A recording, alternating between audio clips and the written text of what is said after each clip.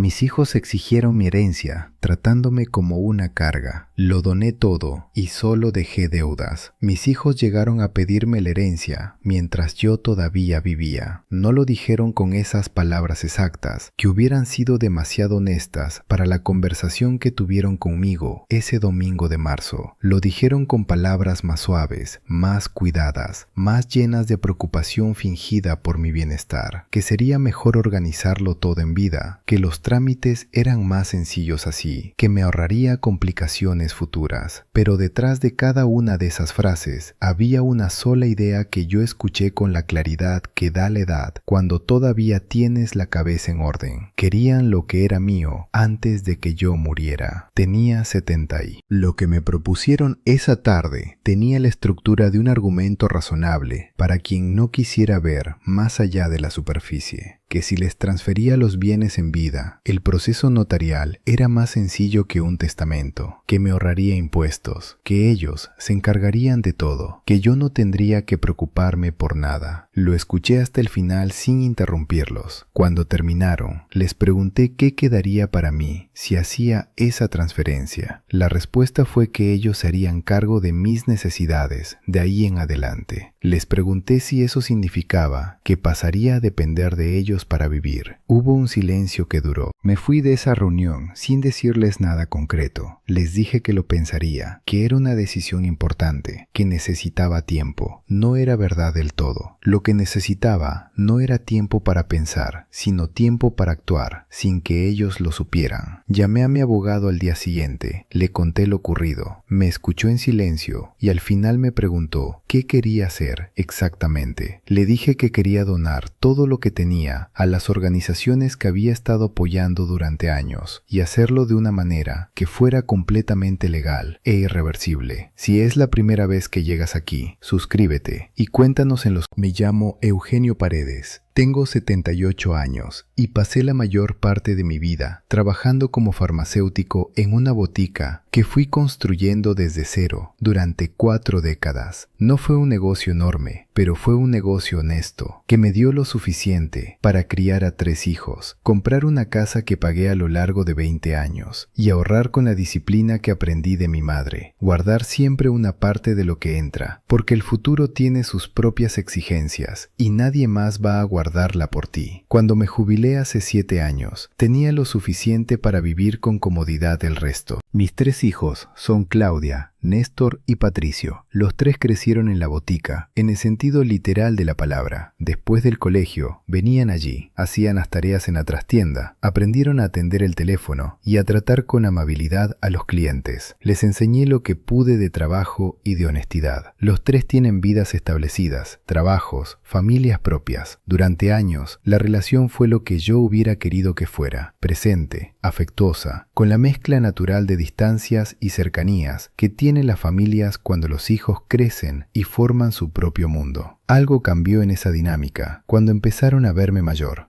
Los primeros signos llegaron en conversaciones que en el momento me parecieron casuales. Claudia preguntando si había pensado en hacer un testamento. Néstor comentando que un colega suyo había tenido problemas con una herencia porque no había documentos claros. Patricio sugiriendo que hablara con un asesor financiero sobre cómo organizar mejor mis cosas. Cada una de esas conversaciones llegó por separado, en momentos distintos, con la apariencia de la preocupación natural de los hijos por el futuro de su padre mayor. Con el tiempo, entendí que no eran conversaciones separadas, sino partes coordinadas de una misma conversación que los 3 habían tenido entre sí y que yo no había sido. El domingo de la propuesta directa fue la culminación de ese proceso. Me reuní con los 3 en el restaurante, donde solemos encontrarnos para las ocasiones familiares importantes. Pedí el menú de siempre. Escuché lo que tenían que decirme, con la atención que ponía cuando los clientes me explicaban sus síntomas antes de que yo pudiera recetarles algo. Los síntomas que mis hijos me describían ese día eran los de una familia que había confundido el amor con la expectativa y que ya no sabía bien cómo distinguir entre los dos. No los culpé en ese momento. No los culpo completamente. completamente ahora, pero tampoco podía hacer como si lo que. Mi abogado, el licenciado Salinas, trabajó conmigo durante las 3 semanas que siguieron a mi llamada, con una eficiencia y una discreción que me recordaron por qué llevaba años trabajando con él. Lo que queríamos hacer era legalmente posible, pero requería estructura. Las donaciones tenían que hacerse a través de instrumentos formales que las hicieran permanentes e irrevocables. Las organizaciones receptoras tenían que estar constituidas legalmente. Los procesos notariales tenían que seguir el orden correcto. Y todo tenía que completarse antes de que mis hijos tuvieran alguna indicación de lo que estaba ocurriendo, porque una indicación temprana podría motivar acciones legales que complicaran lo que yo quería hacer. La discreción. Las organizaciones que elegí para recibir las donaciones eran 3. Una dedicada al cuidado de adultos mayores sin recursos, que había apoyado con donaciones menores durante años. Una escuela técnica en una zona rural donde había crecido y que seguía formando jóvenes con la misma vocación de siempre. Y una fundación de investigación médica sobre enfermedades que había visto afectar a muchos clientes de mi botica a lo largo de 4 décadas. Las 3 recibieron donaciones que transformaron su capacidad de operar. No era filantropía de gran escala, era el uso honesto de lo que había acumulado por alguien que sabía de dónde venía y que entendía qué tipo de... La casa la vendía a un precio justo a una familia joven que la necesitaba y que la iba a llenar de la manera en que las casas merecen ser llenadas. Con el producto de esa venta, más los ahorros que quedaban después de las donaciones, el licenciado Salinas y yo diseñamos una estructura financiera que me garantizaba suficiente para vivir cómodamente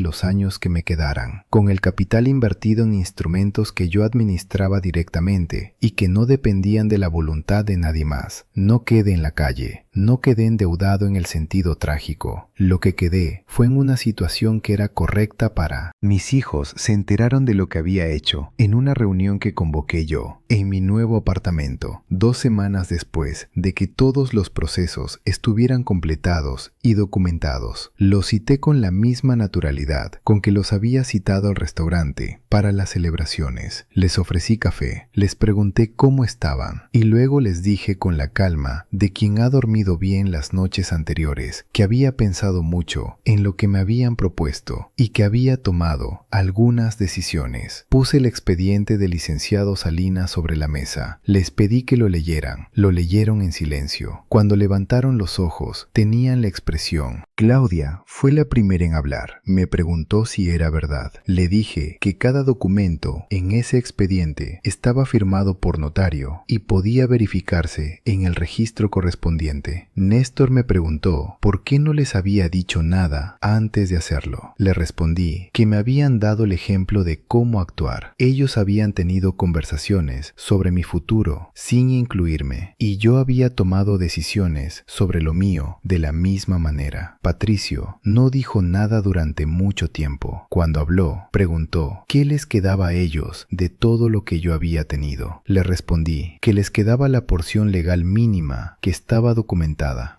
¿Habrías hecho lo mismo que yo?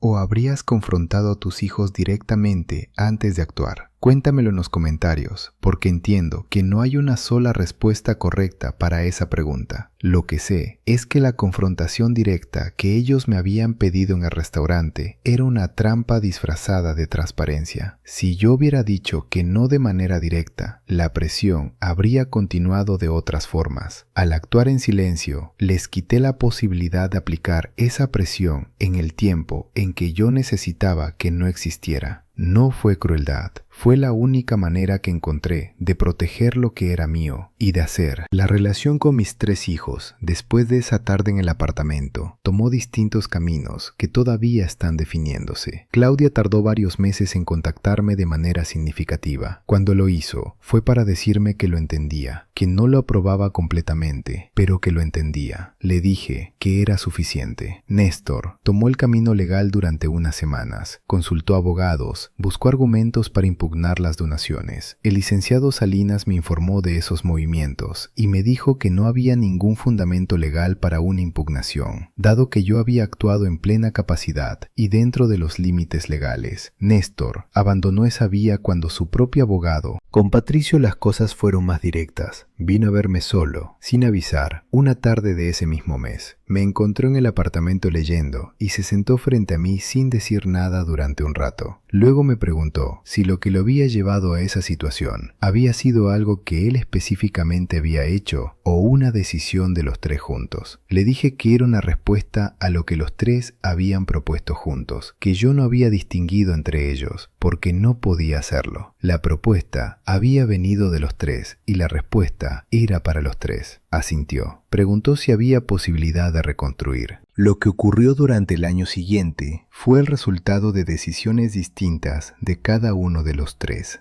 Patricio empezó a visitarme con regularidad. No hablamos de las donaciones ni de lo que había ocurrido más de lo necesario. Hablamos de lo que siempre habíamos hablado antes de que todo eso ocurriera, de su trabajo, de sus hijos, de las cosas que a cada uno nos interesan. Con Claudia la relación fue recuperándose con mayor lentitud, pero también con mayor solidez, como las cosas que se recuperan bien de verdad. Néstor tardó más en encontrar el camino de regreso, en parte por el tiempo que había invertido en El apartamento donde vivo ahora es más pequeño que la casa donde cría a mis hijos, pero tiene todo lo que necesito y ninguna cosa que no necesite. Esa economía del espacio me parece correcta para esta etapa de mi vida. Mantengo una rutina que me satisface. Leo en las mañanas, camino por el barrio a mediodía, hago las compras con la atención que siempre puse en elegir bien lo que voy a preparar. Cocino con la misma concentración de siempre. Mis nietos me visitan los fines de semana y esas visitas tienen la calidad de las cosas que uno valora porque las cuida, no porque sean perfectas, sino porque las tres organizaciones que recibieron las donaciones siguieron su trabajo de maneras que fui conociendo con el tiempo. La de cuidado de adultos mayores amplió su capacidad de atención. La escuela técnica incorporó equipos nuevos que habilitaron programas que antes no podía ofrecer. La Fundación Médica financió un estudio que se publicó y que fue citado en otros estudios. No me adjudico esos resultados porque las organizaciones tenían su propio equipo y su propia visión, pero puse algo de lo que había acumulado al servicio de lo que ellas hacían, y lo que hacían producía resultados concretos en la vida de personas concretas. Eso es lo que quería que pasara. Hay algo que aprendí de todo esto que no encontré en ningún libro ni en ninguna conversación, sino en la experiencia directa. La libertad que da no tener que administrar las expectativas de quienes esperan recibir algo de ti tiene un valor que no se puede calcular en términos financieros. Cuando transferí lo que tenía a las organizaciones y estructuré lo que quedaba para mi propio uso, sentí algo que no había sentido desde hacía tiempo, que lo que hacía con mi dinero era completamente mío, sin la sombra implícita de quienes esperaban su parte. Esa libertad es una forma de riqueza que no aparece en ningún balance. Mis hijos también aprendieron algo de todo esto, aunque no estoy seguro de que todos puedan nombrarlo todavía con precisión. Lo que aprendieron es que yo no era el hombre pasivo que habían imaginado en sus conversaciones sin mí, que tenía recursos propios, criterio propio y la disposición de usarlos cuando la situación lo requería, que el amor de padre no es una garantía incondicional de que uno hará lo que los hijos esperan, independientemente de cómo se comporten. Esa lección es incómoda. No la doy con satisfacción de haber ganado algo. La doy porque era necesaria y porque si no la habían aprendido a los 40 y tantos años. La botica existe todavía.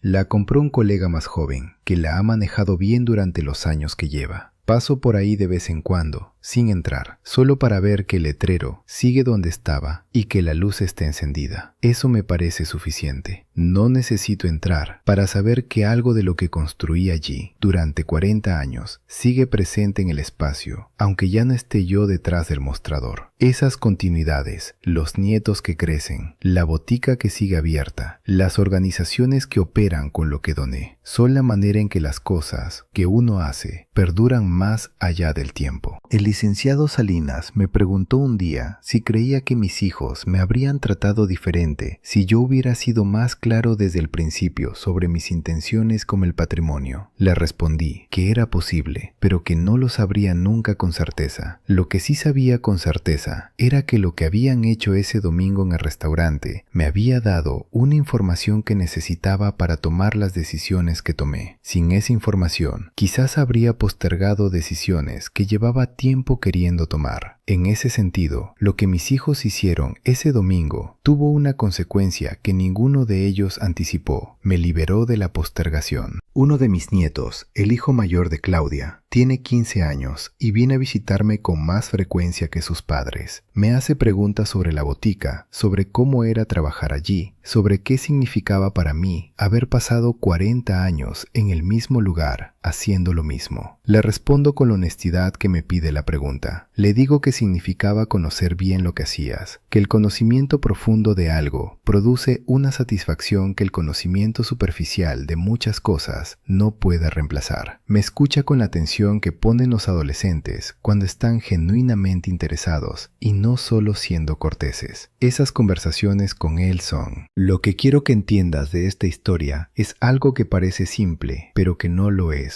Tus bienes son tuyos, no son de tus hijos antes de que tú decidas que lo sean. La decisión de cuándo, cómo y a quién transferir lo que has acumulado durante toda una vida de trabajo te pertenece completamente. Nadie puede reclamarte esa decisión antes de que la hayas tomado. Y si alguien intenta presionarte para tomarla antes de que estés listo, tienes el derecho de resistir esa presión de la manera que te parezca más apropiada. Yo la resistí, donando lo que era mío a quienes lo iban a usar de. Hay una cosa que no le he dicho a ninguno de mis hijos y que me parece importante decirla aquí. No hice lo que hice para castigarlos. Si hubiera querido castigarlos, la herencia mínima que les dejé podría haber sido aún menor de lo que fue, dentro de los límites que la ley permite. No reduje lo que dejé al mínimo absoluto porque no era mi objetivo hacerles daño. Mi objetivo era hacer con lo que era mío lo que yo quería hacer, que era donarlo a quienes lo necesitaban más. La consecuencia de esa decisión fue que ellos recibieron menos de lo que esperaban, pero esa consecuencia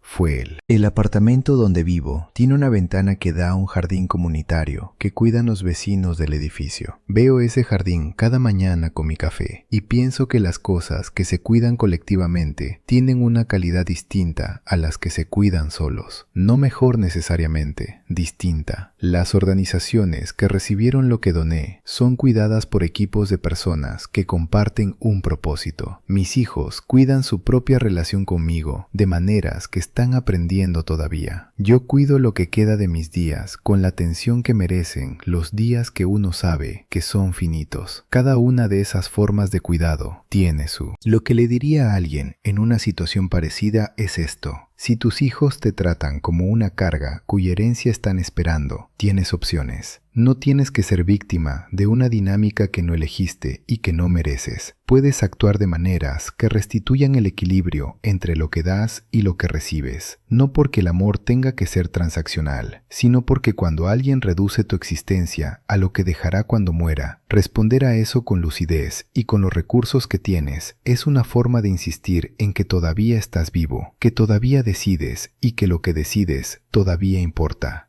Patricio me preguntó hace poco si había algo que le pudiera enseñar de lo que había aprendido en 78 años, que le fuera útil para lo que él estaba viviendo en su propia vida. Le respondí que la cosa más útil que podía enseñarle no era ningún conocimiento específico, sino una actitud, la de no posponer las decisiones que uno sabe que tiene que tomar, porque el momento en que uno las pospone es exactamente el momento en que otra persona las toma por uno, que la vida tiene una lógica propia que avanza independientemente de que uno esté listo o no, y que estar listo de antemano. La botica vendida, la casa entregada, las donaciones completadas. Lo que quedó después de todo eso fue algo que no había tenido en mucho tiempo y que no sabía que necesitaba tanto. Silencio. No el silencio de la soledad, sino el silencio de quien ha resuelto lo que había que resolver y puede estar quieto sin que esa quietud sea un problema. Ese silencio tiene una calidad que el ruido de las expectativas y las conversaciones sobre herencias nunca puede producir. Es el silencio de quien ha hecho lo que tenía que hacer con lo que tenía mientras podía hacerlo. Eso me parece suficiente. A los 78 años, lo que quiero dejarte al final de esta historia es algo práctico y algo más amplio al mismo tiempo. Lo práctico. Conoce tus documentos, asegúrate de que estén en orden y asegúrate de que las personas que te rodean entiendan que esos documentos son tuyos y que las decisiones sobre ellos son tuyas. Lo más amplio. El amor de tus hijos no debería necesitar que tú lo compres con la promesa de lo que les dejarás cuando ya no estés. Si lo necesita, eso te dice algo sobre la naturaleza de ese amor, que es mejor saber a tiempo que descubrir demasiado tarde. El amor real no hace cálculos sobre. Y ahora te pregunto a ti, si tus hijos te trataran como una carga mientras calculan tu herencia, ¿les donarías todo a la caridad como yo o buscarías una reconciliación primero? Cuéntamelo en los comentarios, porque sé que no hay respuesta única ni fácil para esa pregunta. Nadie debería tener que enfrentar esa disyuntiva con sus propios hijos. Pero si la enfrentas, recuerda que tienes opciones y que esas opciones son completamente tuyas. Gracias por acompañarme hasta el final hoy. Si esta historia te resonó, compártela con quien creas que la necesita escuchar. Hasta la próxima historia que vale la pena contar con honestidad y sin filtros. Y así fue.